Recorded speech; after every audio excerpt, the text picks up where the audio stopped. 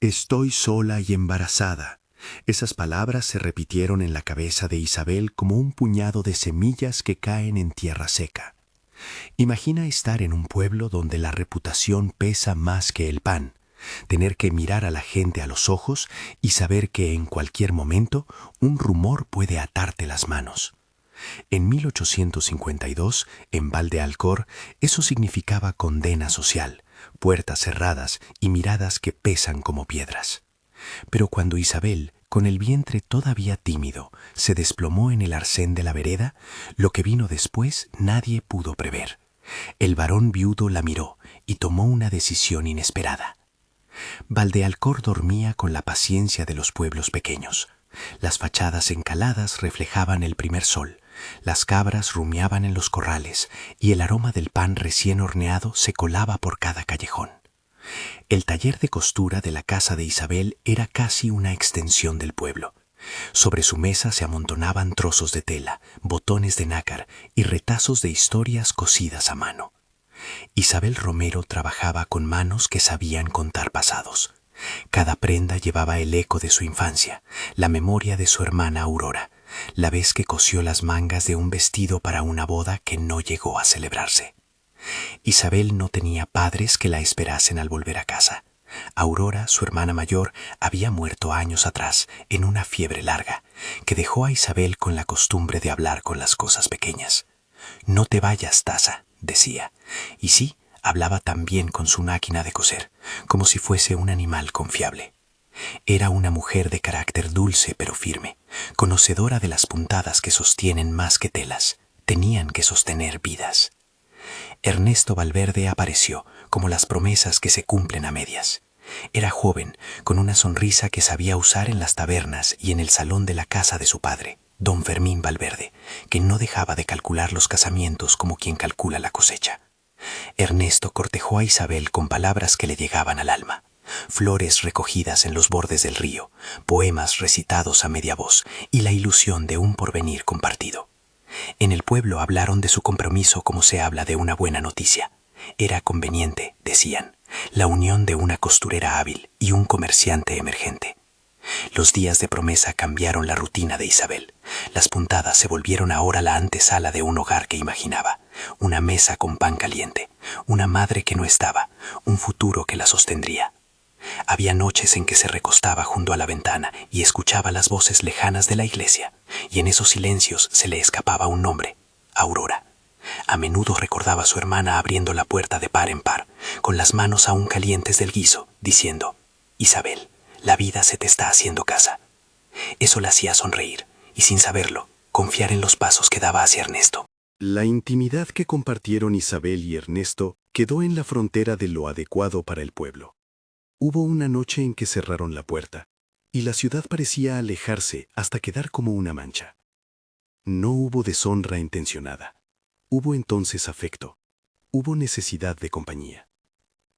Cuando Isabel se descubrió embarazada, lo primero que sintió fue una mezcla de piedad y alegría que la hizo temblar. Un hijo era la promesa tangible de aquello que soñaban en voz baja. Fue al principio pensamiento suyo y de Ernesto. Ella, tímida, le dijo en la cocina con la espalda apoyada en la mesa. «Creo que hay vida». Ernesto la miró, con esa sonrisa que antes le había prometido mundos, y por un instante ambos se sintieron ligeros. Pero el mundo de las promesas es frágil. No todos los compromisos resisten el peso de la ambición. Don Fermín, que había evaluado la alianza con la precisión de quien mira un campo antes de comprarlo, comenzó a ver en la noticia del embarazo más riesgos que beneficios. «Un matrimonio sin fortuna, hijo mío, puede ser un lastre», le advirtió en voz baja mientras contaba monedas y posibles dotes como quien enumera ovejas. Ernesto, que había aprendido desde pequeño a medir el peso de las expectativas paternas, sintió por primera vez la duda convertir su sonrisa en algo que se parecía a la fatiga. La conversación que siguió fue un cuchillo en la carne de Isabel. Lo que le dijo Ernesto la primera vez fue apenas un susurro que contenía todo lo que ella no quería oír. Promesas que se disolvían, cálculos que eran más fuertes que la ternura. Luego vino la oferta inmoral, clara como un gesto que traiciona. Dinero para que arreglase su salida. La promesa de una partera que resolvería su vergüenza lejos del pueblo. Le ofrecieron pasar en silencio, con unas monedas en el bolsillo, con un empaque de discreción que en realidad era una sentencia de olvido. Cuando Isabel oyó aquellas palabras, se sintió herida de una forma nueva. La traición no era solo la pérdida del compromiso, sino la propuesta de que su embarazo fuera un problema a comprar y enterrar. Isabel no era ingenua. Sabía que la sociedad tenía sus reglas, pero también conocía su propia dignidad. La oferta de Ernesto la humilló. No aceptó las monedas. No buscó la partera. Frente a la casa de su prometido, en el patio donde las cuerdas del tendedero aún sostenían camisas, le dijo a Ernesto con la voz que nace de quien ha sido pisoteado pero no vencido: «No quiero que nadie compre lo que llevo dentro». Sus palabras no fueron un reproche melodramático. Fueron la decisión de una mujer que no permitiría que su hijo fuera cosificado por la conveniencia ajena. Esa decisión, la de negarse a ser vendida por silencio, la dejó sin hogar. La familia Valverde, para quien la honra y la conveniencia necesitaban protección, cerró las puertas que antes parecían abiertas. Don Fermín frunció el ceño, y la etiqueta del pueblo comenzó a colocarla en un rincón frío. Quienes antes la miraban con afecto, empezaron a evitar su mirada.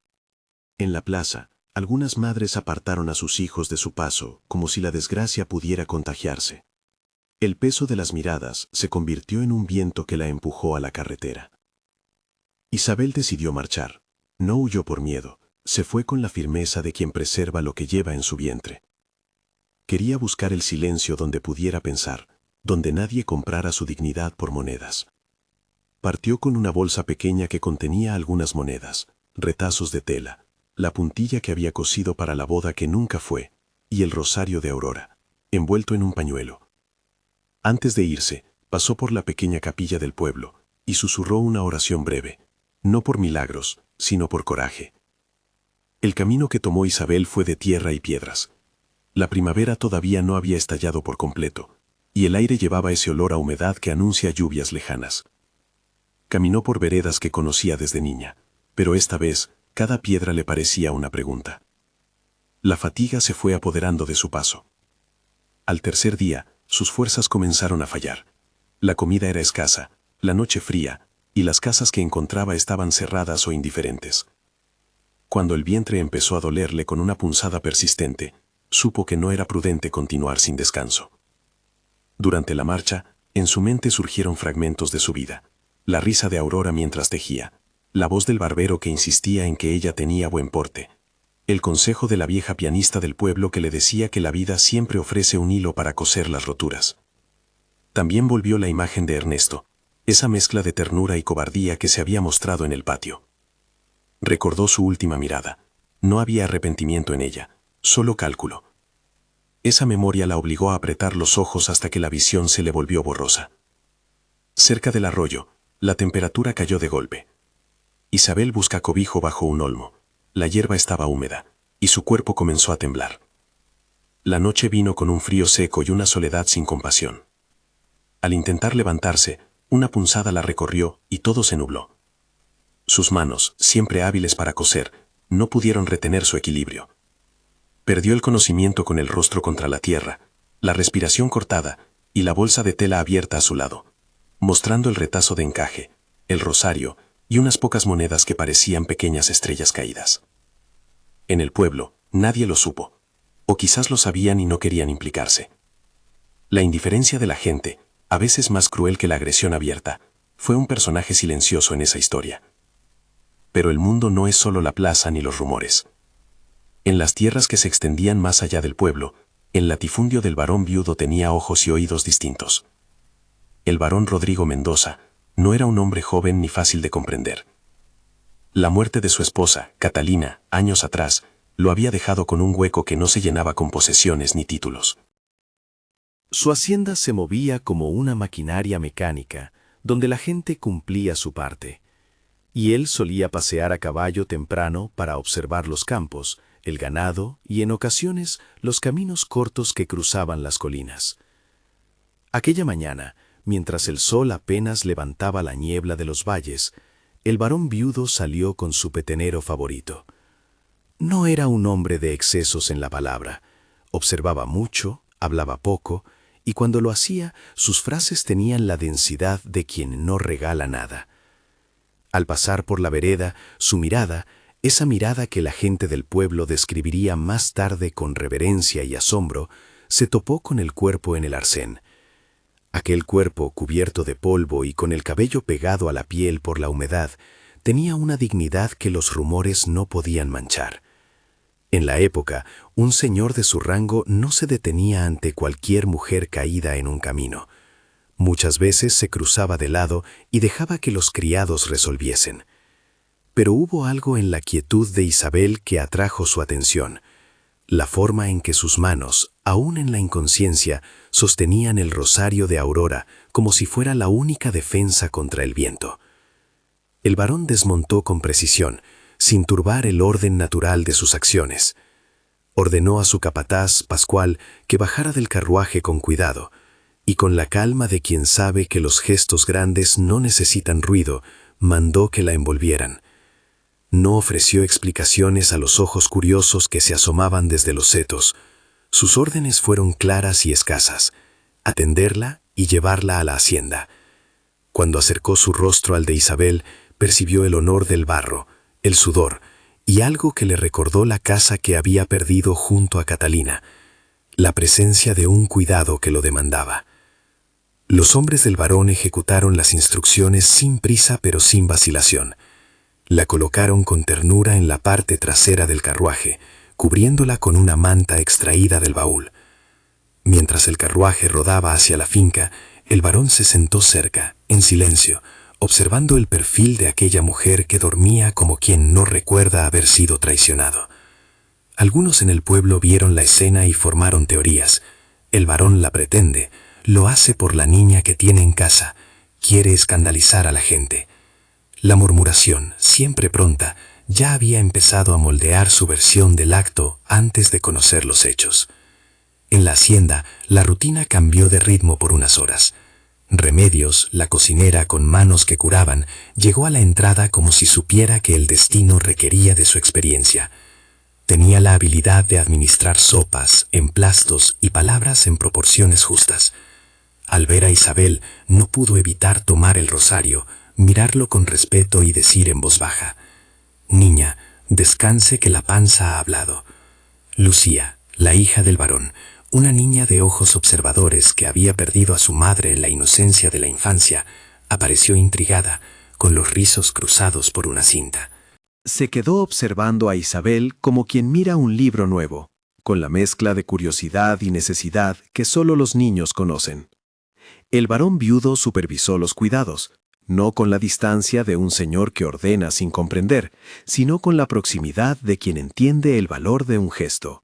No preguntó por la identidad de la mujer al principio, dejó que Remedios hiciera lo que sabía: limpiar, calentar agua, preparar un caldo que olía a raíz y albahaca.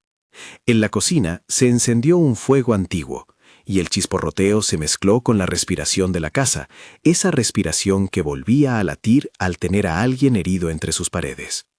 Cuando Isabel despertó, tardó unos segundos en orientarse. El techo de madera, las vigas oscuras, el olor del estofado y la voz de Remedios, que hablaba despacio como si cosiera el aire, fueron los primeros puntos de un nuevo mapa. Sintió el pecho como si alguien hubiera puesto una tela sobre él. El cansancio era hondo, pero la sensación más persistente era la de tener un nudo de angustia en la garganta.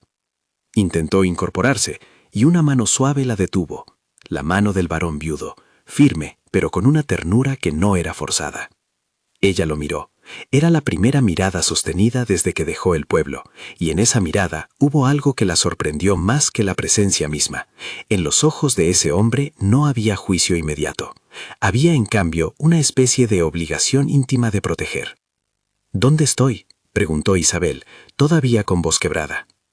«En la casa del varón», respondió Remedios con una voz que no buscaba preguntas. «Haz una noche difícil en la vereda. Ahora descansa». Isabel buscó en la habitación un reflejo de vergüenza y halló algo distinto: la quietud. Miró al varón y se permitió, por primera vez en días, no estar a la defensiva. El varón se presentó sin pompa. «Soy Rodrigo Mendoza», dijo, y en esa presentación sonó su título, pero también una humanidad que no siempre se pronuncia con los nombres de la nobleza. «He ordenado que te trajeran. No te dejaré en el camino». Las palabras podían leerse de muchas maneras. Para algunos, la acción del varón sería un gesto de soberbia, una imposición de poder. Para Isabel, que había recibido parte de la dureza del mundo, fue una oferta de respiro. Sentía en su interior que aceptar no significaba renunciar a su dignidad. Había en su rostro una decisión que se manifestó en un ligero asentimiento. Necesitaba recobrar fuerzas para decidir con claridad el futuro de su hijo, no en la desesperación del barro de un camino. Fuera de la casa, algunos vecinos comenzaron a hablar. Velasco, un labrador de lengua afilada que nunca desaprovechaba la ocasión para sembrar inquietud, cruzó por la verja y dejó caer una frase que buscó enraizar la sospecha. Una dama caída en el camino y el varón haciéndose cargo. ¿Qué dice la iglesia? Las voces se encendieron y el rumor nació con el empuje del viento. Pero dentro de la casa, la palabra más poderosa fue otra. Cuidado. El varón no habló de escándalo ni sacrificios. Pidió que se atendiera a la mujer y que se cuidase al niño que llevaba en el vientre. No hizo promesas grandilocuentes, ni dio discursos. Tomó una decisión práctica y humana. Había una vida que debía ser protegida, y el honor del campo también exigía responsabilidad. Remedios, con su toque experto, notó la fragilidad del ánimo de Isabel. La lavó con agua tibia, le ofreció pan y caldo, y la cubrió con una manta que olía a lavanda. Lucía, que se había acercado al borde de la cama, dejó caer una muñeca sobre la mesa y, con cierta osadía que solo los niños permiten, tomó la mano de Isabel. ¿Te quedarás?, preguntó la niña. Isabel la miró y le sonrió con ternura. «Si me dejan, sí». La voz de la niña fue como un hilo que empezó a tejer un nuevo lazo. En la cochera, el varón volvió a montar a caballo con la misma tranquilidad de siempre.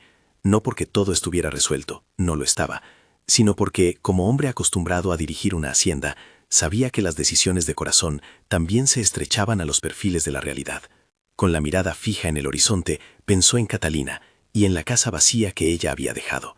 Se sorprendió a sí mismo con un pensamiento que no había tenido en años. La hacienda podía necesitar algo que no fuera solamente cuidado del campo. A veces necesitaba cuidado del alma que habitaba la casa. La decisión del varón viudo de llevar a Isabel a la hacienda, de ofrecerle un lugar donde reponerse, no fue un acto teatral para impresionar al pueblo. Fue un gesto que, si bien sorprendió a muchos, no se hizo sin consecuencias. Significaba enfrentar murmuraciones, exponer a Lucía a la mirada de vecinos y, en cierto modo, meter un hilo nuevo en la tela de la vida del varón. Aún así, al mirar a Isabel dormitar con el rosario de Aurora entre sus manos, el varón sintió que no podía hacer otra cosa. Isabel, desde su cama, oyó fragmentos de conversaciones en el corredor, la voz grave de Pascual comentando con cautela, el murmullo de Remedios, el ocasional golpe de una puerta que cerraba la privacidad. Pensó en Ernesto, en el patio donde su palabra se había roto, y en la partera que le ofrecieron como si fuera moneda. Pero al ver la ventana abierta de su cuarto en la hacienda y el sol de la tarde pintando de oro los surcos del campo, sintió por primera vez algo que no era temor, la posibilidad de poder, un día, volver a elegir. En ese momento, mientras la casa se llenaba de olores de caldo y pan, y el varón volvía a su despacho con pasos pensativos, la historia quedaba apenas en su puntada inicial. Lo que había comenzado como humillación y abandono se había transformado en una intersección imprevista. Una mujer que no claudica y un hombre cuyo dolor pasado le otorga la capacidad de decidir contra el rumor. Si te ha conmovido este comienzo, comenta corazón y acompáñanos en este camino donde la dignidad y la compasión se entrelazan en formas que ni el pueblo ni la alta sociedad pueden predecir. Los días siguientes trajeron pequeñas certezas. Isabel recibió cuidados y el tamaño de su panza empezó a hacerse visible en los vestidos que Remedios le iba ajustando. Su trabajo con la aguja siguió siendo su lenguaje. Cosía toallas, remendaba camisas, preparaba parches para el arnés de los caballos. No era caridad lo que la mantenía ocupada, sino una cooperación mutua. La hacienda necesitaba manos y ella necesitaba un sustento que no fuera una moneda de silencio. Lucía aprendió a sentarse junto a ella por las tardes, con un libro de cuentos donde los héroes no siempre eran caballeros. Y en esas lecturas Isabel encontró una forma de contar su propia historia sin usar palabras que escuecen. Mientras tanto, en Valdealcor, Velasco y su acompañante se encargaron de avivar el rumor. Sus murmuraciones no eran inocentes, representaban el tejido social que se alimenta de la transgresión. Algunos vecinos empezaron a mirar con desdén la figura de la casa del varón. La noticia de que recluía a una mujer comprometida llegó a la sacristía, y como era de esperar, algunos preguntaron al sacerdote qué opinaba la iglesia. Pero el varón, fiel a su decisión, no cedió ante la presión. Si la gente iba a hablar, hablaría. Él, sin grandes pronunciamientos, había decidido proteger a una vida que no había elegido para sí misma. En la noche, cuando los criados dormían y la casa volvía a su latido habitual, el varón se sentaba en su despacho, tomaba una copa y encendía un cigarro que por costumbre nunca dejaba que consumiera demasiado. Pensaba en Catalina, en la fragilidad de la vida, y en la coste que significaba tomar una decisión que iba contra la expectativa social. ¿Qué diría su familia? ¿Qué diría la iglesia? ¿Qué dirían las manos de Lucía cuando aprendiese a tejer la palabra madre? No buscaba respuestas fáciles. Sabía, sin embargo, que en el cuidado cotidiano se escondían las decisiones más hondas. Isabel, por su parte, no se permitió el lujo de esperar que el mundo se acomodara a su favor. No era víctima pasiva. Empezó a planear la llegada del niño con la misma meticulosidad que dedicaba a una prenda. Elegir la sábana, preparar la mantita que había heredado de Aurora, aprender con la partera de la hacienda los signos del trabajo de parto. Había en ella la necesidad de ser protagonista de su destino. Estaba dispuesta a aceptar la protección del varón, pero no a perder la voz. Cuando alguien insinuaba que ella debía callar para mantener la paz, respondía con el gesto de la aguja que continúa, que atraviesa y une. Así, la primera etapa de este entrelazado empezó a tomar forma: el abandono que la sociedad había procurado, la caída en el camino y el gesto inesperado de aquel hombre que había perdido por siempre a su esposa, pero que no estaba dispuesto a dejar a otra vida a la intemperie. Entre los surcos del campo y el murmullo de la cocina, algo se empezó a coser que rompería viejas costumbres y exigiría nuevas definiciones. El pueblo miraba y la hacienda actuaba. La decisión del varón, tomada por compasión y por un sentido práctico del honor, era solo el primer punto de una trama más amplia, donde la dignidad, el amor y el deber se mezclarían de formas sorprendentes. No todos los hilos estaban cortados ni las sombras desaparecidas. Ernesto no había sido olvidado del todo. Su nombre aún era una herida que punzaba en las noches de Isabel. La gente, como la maleza, seguía creciendo alrededor de la historia, y algunos días las dudas invadían la habitación donde Isabel cosía. ¿Sería aquella una salvación o una jaula? ¿Podría un hombre de su rango abrir su casa a una mujer como ella sin que la sociedad lo castigara? ¿Y qué pasaría cuando la barriga del embarazo dejara de ser un secreto? Las preguntas quedaban flotando, como hojas sobre el agua, sin respuesta inmediata. Una tarde, mientras Isabel llevaba a reparar una manta al granero y Lucía la seguía con paso seguro, el varón la observó trabajar. No era una mirada de patrón, era el mirar detenido de quien valora la constancia en los actos pequeños. Aquel gesto simple fue la confirmación más clara de que la decisión tomada en el arcén del camino no había sido un arrebato. El varón viudo la había protegido porque, en su experiencia de pérdida, había aprendido que el cuidado concreto vale más que la palabra. Isabel, al sentir la mirada, dejó por un instante la labor y alzó los ojos. Ninguno de los dos pronunció entonces más que un asentimiento silencioso, una aceptación tácita de lo que empezaba a nacer entre ellos, no a un amor, sino confianza. Y así, mientras los días se plegaban en la cadencia del campo, la historia avanzaba en su discreta revolución. De las cenizas de la humillación, algo nuevo se cosía. La decisión del varón, inesperada para unos e incomprensible para otros, había abierto una puerta que ni Isabel ni él mismo podrían por el momento desandar. El camino que había empezado con plegarias calladas y costuras escondidas se extendía ante ellos, lleno de pequeñas pruebas y promesas por costurar. Los meses que siguieron no fueron una sucesión de milagros, sino de rutinas que poco a poco se convirtieron en cuidados compartidos. Las mañanas traían el olor del pan y el rumor del ordeño. Las tardes, la labor paciente de las manos. Isabel cosía, remendaba y bordaba. Con la misma aguja que ajustaba un dobladilla, enseñaba a Lucía a enhebrar la lana sin miedo. El gesto cotidiano fue construyendo una cercanía que no necesitaba nombres rimbombantes. Allí había mutuo auxilio, respeto y una especie de diálogo sin palabras que se instaló entre los muros de la casa grande. El varón viudo observaba ese entramado con una mezcla de sorpresa y cautela. No había precipicio en su ánimo, sino una prudencia formada por años de pérdidas y responsabilidades. Catalina, su esposa, había sido el eje de su vida. Recordarla no era un dolor que se borrara, sino una huella que le hablaba de lo que él podía perder. Sin embargo, en la mirada que posaba en Isabel descubría poco a poco la posibilidad de una compañía que no intentara reemplazar, sino acompañar. Ella cuidaba de Lucía con la naturalidad de quien entiende del cuidado humano. Le leía cuentos con la voz templada, ataba sus trenzas con paciencia y a la hora de dormir colocaba la muñeca junto a su pequeña como si quisiese asegurarle que el mundo seguía siendo habitable. Hubo noches en las que Rodrigo, siempre el varón viudo para muchos, se despertaba con la sombra de una emoción nueva y no sabía nombrarla. Tal vez era gratitud por la calma que Isabel traía a la casa. Tal vez era el timbre suave de una ternura que, sin hacerse estridente, iba ganando espacio en su corazón. En esos desvelos pensaba en cuánto le había costado tomar la decisión de recogerla en el camino y, al mismo tiempo, en lo justo de su gesto. Había actuado por humanidad y por la convicción de que la honra obliga a proteger lo que otros desechan. No todos en el entorno entendieron esa posición práctica y silenciosa. Velasco siguió siendo una voz discordante. Se le veía llevar comentarios a la taberna, cuchichear con labradores y lanzar miradas que querían sembrar duda. ¿Qué quiere el varón con una mujer así?, decía con la aspereza de quien necesita convertir el desconcierto en certidumbre.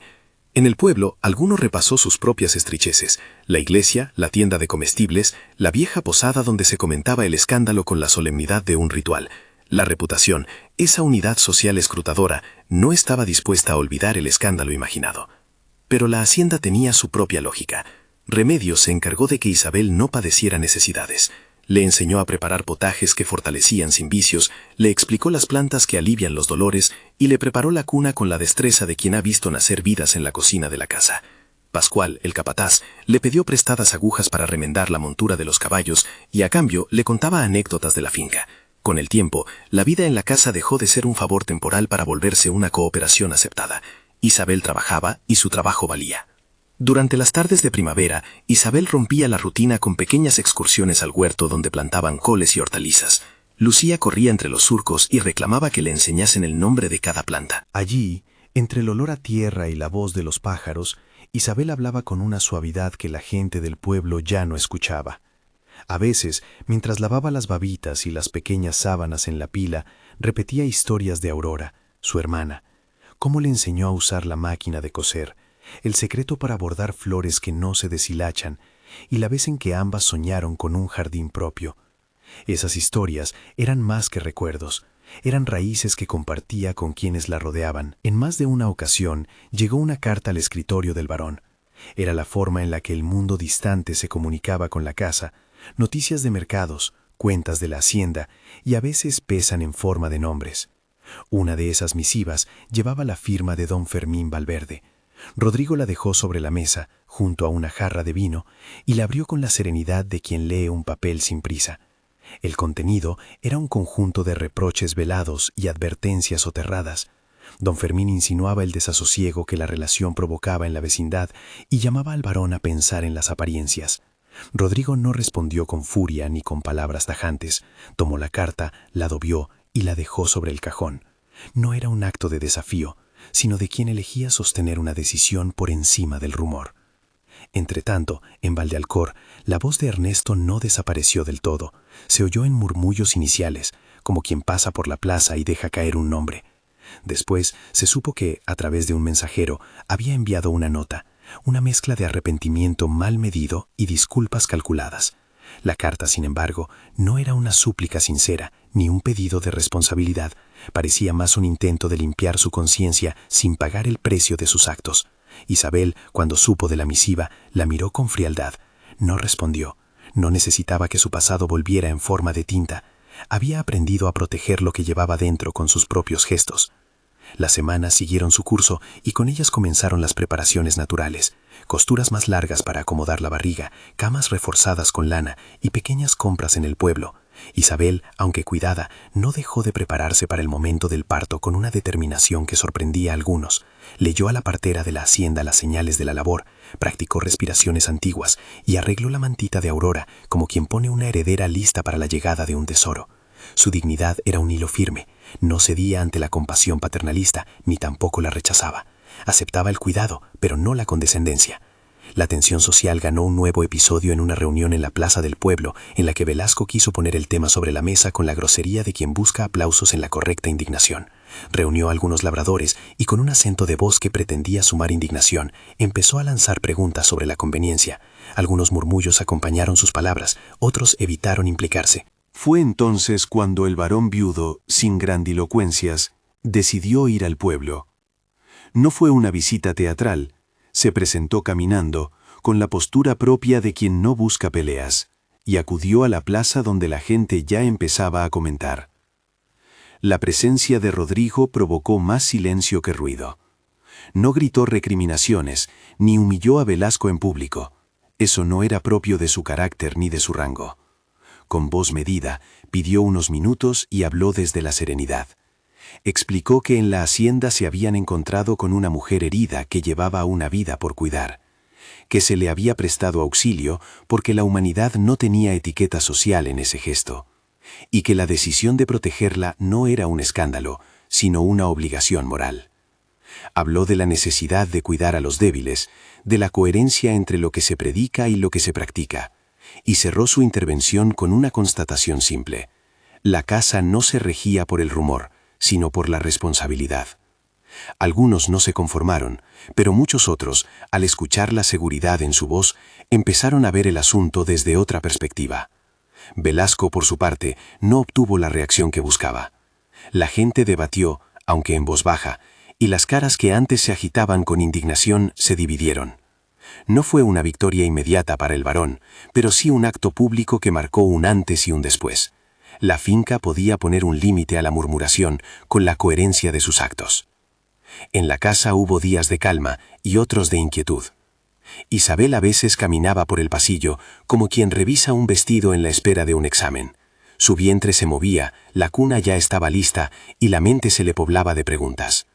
¿Sería el hijo de Ernesto un motivo de vergüenza para siempre? ¿Podría un hombre de rango, con un apellido que abrir ya puertas, tomar la responsabilidad de criar a un niño cuyo origen algunos juzgaran? Estas dudas la visitaban como sombras pasajeras. Luego, al estar con Lucía o al sentir la calidez del hogar, se disolvían. El varón, por su parte, se acercó a la cuestión desde la acción y no desde la palabra. En más de una ocasión ordenó que se prepararan lechos, que se verificaran los arreglos en la habitación donde nacería el niño, y que se contactara a una partera con buena reputación en las cercanías. No era que quisiera presumir compasión, sino que entendía que la protección exige previsiones. Además, su relación con el sacerdote local, que conocía la delgada línea entre la moral pública y la misericordia privada, permitió que algunos pasos se dieran con discreción y sin escándalo. A medida que el término se acercaba, Isabel se volvió más introspectiva. Había noches en que escribía en pequeños retazos de papel, no cartas dirigidas a ningún destinatario, sino listas de cosas que quería enseñar a su hijo: cómo hervir una sopa, cómo remendar una prenda sin que se note la falta, cómo llevar el orgullo sin mezquindad. Aquellas listas las escondía entre las puntadas de telas que cosía, y de vez en cuando las leía en voz baja como quien recita una plegaria sin invocar a un templo. La partera llegó con la experiencia de muchas estaciones. Era una mujer de manos callosas y ojos que sabían ver el temblor y la fortaleza en un mismo rostro. Cuando Isabel la escuchó, sintió la seguridad que confiere la experiencia. El día en que las primeras contracciones se presentaron, hubo movimiento en la casa. Remedios preparó infusiones, la partera dispuso compresas calientes, y Lucía, en una mezcla de triunfo y temor, observó la escena desde la habitación contigua, con la incomprensión entrañable de los niños. La labor fue larga, y la noche se abrió como un respiro contenido. Había calma en la habitación, y la luz de una lámpara de aceite dibujaba sombras suaves sobre las paredes. El varón viudo permaneció en el corredor, no por morbo ni por curiosidad, sino por mi inquietud profunda de quien entiende que un nacimiento es un acontecimiento que tambalea certezas.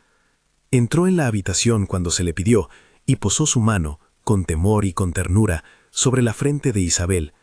Ella sintió el gesto como una promesa tácita. Ahí había alguien dispuesto a estar aunque el mundo juzgara. Cuando Gabriel vino al mundo, no fue con estrépito melodramático, sino con la normalidad heroica de los pequeños que llegan a contestar las preguntas de la sangre. La partera lo recibió entre arrullos y exclamaciones fatigadas. Remedios vino con una manta limpia y lo puso junto a Isabel, que con la fatiga pintando sus ojos, sostuvo a su hijo como quien cuida lo más esperado. El llanto del recién nacido llenó la habitación con una música que borró por un instante la voz de los rumores. Lucía, que esperaba en la puerta, entró con paso tembloroso y vio a Isabel sosteniendo al niño. Se acercó, puso la mano en la frente del bebé y dijo, sin que nadie la haya instruido: «Bienvenido, Gabriel». El nombre fue recibido con un asentimiento de Isabel y una sonrisa casi imperceptible del varón. No pasó mucho hasta que Rodrigo, con actos que hablaban más fuerte que declaraciones, pidió que el niño llevara su apellido. No fue una maniobra de poder, ni un gesto calculado para acallar la lengua del pueblo. Fue antes que nada aquello que el corazón suele pedir cuando decide tomar responsabilidad, reconocimiento y protección. El sacerdote, al enterarse de la situación, actuó con la reserva de quien sabe que la compasión y la moral no siempre caminan de la mano. En una pequeña ceremonia doméstica, a la que asistieron solo los miembros más cercanos de la casa, Gabriel fue inscrito bajo el apellido Mendoza. Para Isabel, aquel acto fue un alivio que nunca hubiese imaginado. Su hijo tendría un nombre que le abriría puertas y cerraría bocas. La inscripción de Gabriel con el apellido del varón provocó reacciones diversas. Algunos persistieron en murmurar. Otros, al ver la evidencia de un hombre que no solo había cuidado, sino que había reconocido públicamente al niño, empezaron a callar. En la plaza, Velasco intentó mantener la crispación, pero las palabras perdieron consistencia frente a la realidad. La casa del varón se llenó de una nueva certeza. La gente puede hablar, pero los hechos tienden a silenciar rumores. Con el nacimiento de Gabriel, la convivencia se transformó. Isabel, más fuerte, más segura, empezó a tomar parte de decisiones que antes cedía por pudor. Hablaba con el varón de cómo quería que su hijo fuera educado, de los valores que debía aprender y de las pequeñas reglas del hogar. Rodrigo, que no buscaba erigirse en salvador, apreciaba esa firmeza. En el intercambio de opiniones se fue forjando algo más que respeto, una alianza de voluntades donde la ternura no anulaba la autonomía de Isabel. El amor, cuando llegó en su forma más clara, no fue una pulsión teatral, sino un reconocimiento maduro. Hubo un día, en otoño, en el que el varón y ella se quedaron solos en el jardín tras una discusión sobre el horario del bebé. Gabriel dormía en el cuarto contiguo, el viento movía las hojas y la tarde se abría en tonos ocres. Rodrigo habló de su infancia, de Catalina, de cómo la pérdida le había endurecido y de cómo cuidar una casa sin ella había sido una tarea de constancia. Isabel escuchó y luego habló de Aurora, de su madre ausente, de cómo el trabajo y la costura la habían moldeado. En ese diálogo simple, entre confesiones y silencios, Rodrigo se sorprendió admitiendo en voz alta que, lentamente, su corazón se inclinaba hacia ella. La declaración no surgió como un arrebato.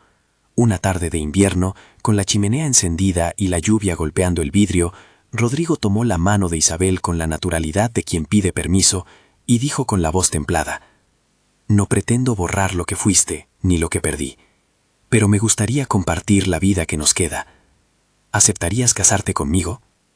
Fue una pregunta que no contenía imposición, sino opción. Isabel, que había tejido su propia independencia con hilos firmes, pensó en Gabriel, en Lucía y en esa rutina que ya sabía a familia. Sabía también que un matrimonio con un hombre de su rango traería consecuencias. Miradas, expectativas, la sombra de don Fermín en alguna mesa. Aún así, eligió desde su fuerza, porque su corazón había aprendido que la protección tiene sentido cuando se construye desde la igualdad. Aceptó. La respuesta no estuvo llena de fuegos pirotécnicos, estuvo llena de certeza. Marcaron la fecha de una boda íntima, una ceremonia pequeña en la capilla del pueblo, la presencia de algunos vecinos y el sacerdote, sabiendo los vaivenes de la opinión pública, ofreció sus palabras en tono de consuelo y reconocimiento. Se prepararon trajes modestos. Isabel llevó un vestido que había remendado con su propia mano, sin ostentación, con un encaje legado de Aurora que le daba solemnidad. Rodrigo, el varón, se presentó con la formalidad del que acepta públicamente una decisión íntima. La ceremonia en la capilla fue sobria y conmovedora. Las bancas no estaban llenas de las voces que se habían agitado con rumores. Estaban pobladas por quienes comprendían que la vida muchas veces pide segundas oportunidades. El sacerdote, sin sermones grandilocuentes, habló sobre la responsabilidad de cuidar la vida y la belleza de las decisiones que amparan a los más pequeños. Cuando el varón tomó la mano de Isabel delante del altar, fue como si la casa entera respirara con un ritmo nuevo. Las palabras de los votos fueron sencillas, promesas de cuidado, de respeto y de compañía. No hubo promesas de perfección, porque ambos entendían que las personas se equivocan. Hubo promesas de presencia. Después de la boda, la vida continuó su curso con la grata evidencia de que la familia se construye en actos repetidos. Gabriel creció entre los surcos y las horas de estudio. Aprendió a distinguir la voz de la tierra y la de la máquina de coser, a jugar con Lucía en las tardes estivales, a escuchar las historias que su madre le contaba de Aurora. El varón, por su parte, no dejó de ser un hombre con sus sombras. Las perdidas de antes no se disiparon, pero encontraron compañía. En la intimidad de la cocina, lejos de miradas, Rodrigo confesaba temores, y a su vez celebraba los logros pequeños. La primera palabra de Gabriel, la primera vez que Lucía consiguió tejer un cuello completo, la primera vez que Isabel, con manos firmes, enfrentó a un comerciante que intentó subir el precio del grano. Años después, la casa se llenó de nuevas voces. Llegó Catalina, una niña de ojos claros a la que nombraron en recuerdo de la esposa fallecida del varón. Un gesto que no pretendía reemplazar nada, sino honrar lo que fue. El nombre, acordado entre Isabel y Rodrigo, fue un símbolo. No se trató de borrar a Catalina, sino de integrar la memoria en una vida nueva. Aquella decisión fue conversada con respeto. Isabel comprendió el significado y con generosidad aceptó. Catalina creció entre las historias de su madre y las tradiciones del varón, con la curiosidad de quien quiere entender el pasado sin cargar con él. La familia no quedó inmune a las pruebas. Aparecieron enfermedades comunes, inviernos duros y la pérdida de algunos animales en la finca. Pero, frente a cada desafío, la casa respondió con la coherencia de quien vive cotidiana y honestamente. Los gritos que otrora vinieron de la plaza se fueron aplacando. Velasco envejeció con su resentimiento y sus acusaciones perdieron fuerza ante la evidencia de una vida ordenada y digna. Los vecinos que al principio comentaron con morbo terminaron por reconocer que las acciones tienen un peso mayor que las palabras. El tiempo, que todo lo diluye y también lo cincela, aportó una factura de serenidad. Gabriel creció, y con él la certeza de que la infancia no teme las circunstancias cuando está cobijada por manos que actúan con responsabilidad. Catalina y Lucía aprendieron a convivir como hermanas de crianza. Sus juegos eran a veces señas de una integración que había costado esfuerzo y que por eso mismo valía más. Isabel, hecha de labor y ternura, se convirtió en un referente de la casa. Su voz medía problemas, su aguja reparaba los descuidos y su presencia calmaba. Rodrigo, que aún la llamaba por su nombre con un afecto que no buscaba ostentación, envejecería con ella, paso a paso, sin grandilocuencias. Llegado un punto, la finca se vio transformada no por lujos nuevos, sino por la costumbre de la justicia en los actos. Los trabajadores sentían que en aquella casa se respetaba la dignidad. Remedios, convertida en la matriarca oficiosa, contaba historias de generaciones y recordaba cómo, en otra época, las decisiones se tomaban con más cálculo que con corazón. Pascual, desde su capatacía, atestigó que la producción no disminuyó por el cambio de rumbo moral. Por el contrario, la estabilidad familiar aportó al trabajo una tranquilidad que se tradujo en eficiencia. Los años les dieron canas y arrugas, pero también la posibilidad de mirar hacia atrás sin necesidad de convertirlo todo en drama. En un otoño en que las hojas caían con pereza, Isabel y Rodrigo solían sentarse en el porche, acompañados por la compañía silente de un perro y por el murmullo lejano del río. Conversaban de cosas pequeñas, el precio de un saco de grano, el próximo reparo en el tejado, la manera en que Lucía había enseñado a su nieto a atar los cordones. En esa cotidianeidad aprendieron que la felicidad no es una conquista espectacular, sino la suma de decisiones repetidas. Cuando la vejez llegó con la discreción que trae la vida, la familia ya tenía raíces profundas. Gabriel, convertido en hombre joven, se hacía cargo de aspectos de la propiedad, aprendiendo de su padre la administración que no olvida la misericordia. Catalina y Lucía, ahora con sus propias familias en ciernes, visitaban la casa con frecuencia. Las voces nuevas llenaban los rincones con la evidencia de la continuidad. Isabel, que había sido costurera y mujer de convicciones sencillas, veía crecer el tejido de su vida frente a sus ojos. No era un tapiz perfecto, pero sí uno trabajado con paciencia. En una tarde donde la luz declinaba en tonos de miel, Rodrigo tomó la mano de Isabel y recordó en voz baja el episodio del arcén, cómo había descubierto a una mujer desvanecida y sin pensarlo demasiado la había llevado a cobijo.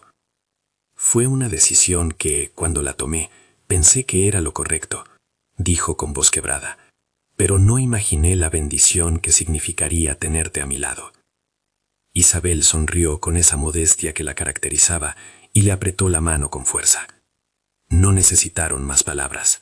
Ahí había una historia resuelta por actos. La decisión del varón viudo no fue un arrebato de heroísmo, sino la consecuencia de un hombre que se permitió obedecer a la dignidad humana por encima del ruido. La gente del pueblo, con el tiempo, cambió la cadencia de su murmullo. Algunos hablaron de la pareja con respeto, otros con indiferencia. La lección que quedó fue sutil pero firme. Las segundas oportunidades, cuando se sostienen en actos, no son una concesión, sino una restauración. La historia de Isabel, que comenzó con la humillación y el abandono, encontró su cierre no en un destino perfecto, sino en la compañía de quienes eligieron, día a día, vivir con coherencia. Años después, cuando ya la piel llevaba el mapa de los inviernos pasados y el cabello había recibido los destellos de la plata, Isabel miró a su alrededor y vio la casa llena de voces.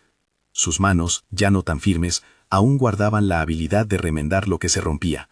Su corazón, que había resistido la traición, la marcha y la incertidumbre, latía con la calma de quien sabe que la vida recompone lo que se abre cuando se la cuida.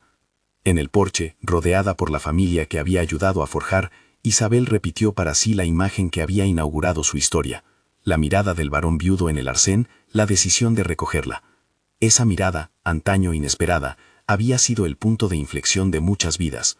No fue un gesto de arrogancia, fue responsabilidad y ternura entrelazadas. Ella pensó en cómo, sin su propia firmeza, no habría aceptado ese resguardo, y en cómo sin la humildad de Rodrigo, tampoco habría existido el acto que transformó su destino. El último capítulo de su vida, si así se quiere decir, no fue un cierre dramático, sino un permanecer. La familia siguió cultivando la tierra, los niños crecieron y enseñaron a otros. En las noches de verano, cuando las estrellas parecían más cercanas, Isabel contaba a los nietos historias de Aurora y de la máquina de coser, de cómo una vida se reescribe con hilos de valentía y gesto. Rodrigo, a su lado, la escuchaba y a veces añadía alguna anécdota de sus viajes por los campos, de cómo aprendió a valorar lo que no se compra. La historia que empezó con la frase que resonó como una sentencia, «Estoy sola y embarazada», terminó por convertirse en una narrativa de segundas oportunidades, donde la mirada del varón viudo y su decisión inesperada fueron el eje que permitió la reconstrucción. No fue un final esplendoroso ni un cuento sin fisuras. Fue la constancia de una casa que eligió proteger, educar y amar. Si al escuchar esta historia te ha conmovido la fuerza de la dignidad, la responsabilidad y la ternura, suscríbete al canal, comparte este relato con alguien que crea en las segundas oportunidades y cuéntanos en los comentarios qué momento te tocó más, la decisión del varón, la firmeza de Isabel o el nacimiento de Gabriel. Aquí terminan las crónicas del corazón por hoy. Vuelve pronto para escuchar otra historia que recuerde que, a veces, una mirada decide destinos.